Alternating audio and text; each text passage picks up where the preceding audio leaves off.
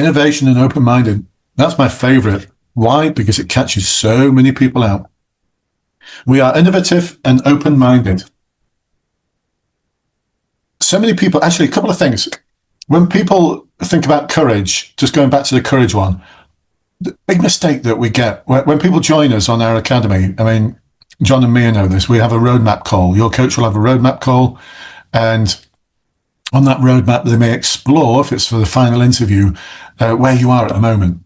And I certainly remember from the one-to-ones I used to do, whenever I'd ask, so can you give me an example? I might just say an example when you demonstrated courage, you know, to keeping it high level for them so they can just sort of pick anything.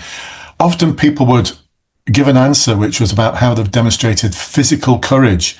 There was this time I split up a fight in a pub. I'm not interested. That took 30 seconds. What I'm interested in is the time when you had to demonstrate moral courage. So for all your answers, you need to make sure you've got as many moving parts as possible, as in as many different people as possible in your answer. I don't mean like 20.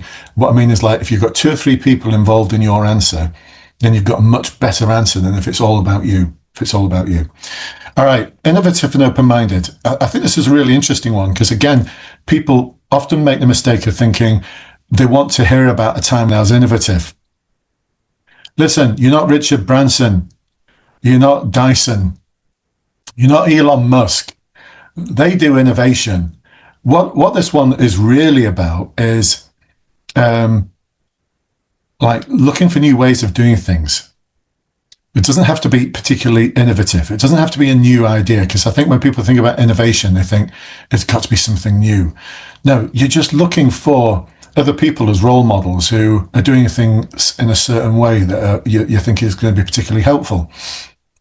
You're looking for working methods that are going to be more efficient or effective, or working with other people to come up with something that's a better solution to something that you've done that didn't quite work out. That's what they mean by innovative and open-minded. There's also an element of it which is about reflecting on your own practice, which sounds a bit like public service, that one, because there was some stuff in public service about that, wasn't there? So I seek to learn from new ideas and experiences, including the diverse experiences of others.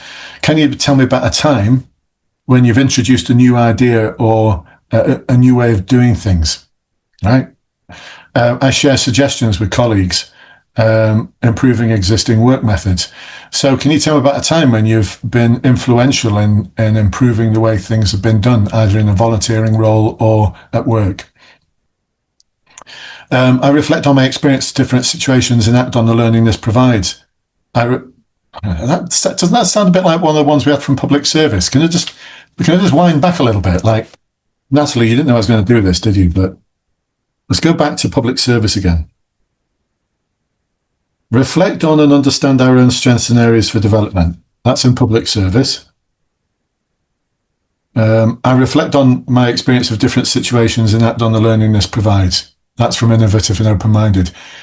Is it? Oh, have I just frozen again? Oh, am I back again? Did I froze? So did you hear both of them, both those behaviors that I just described? Is it me, or do they sound like they're identical? And that's why the CVF is so confusing, because it's like it's the same thing, just written in a slightly different way. So again, we've got a completely different question there.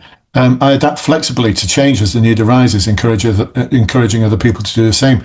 Can you tell me about a time when you've had to quickly adapt to changing circumstances? So again, completely different question.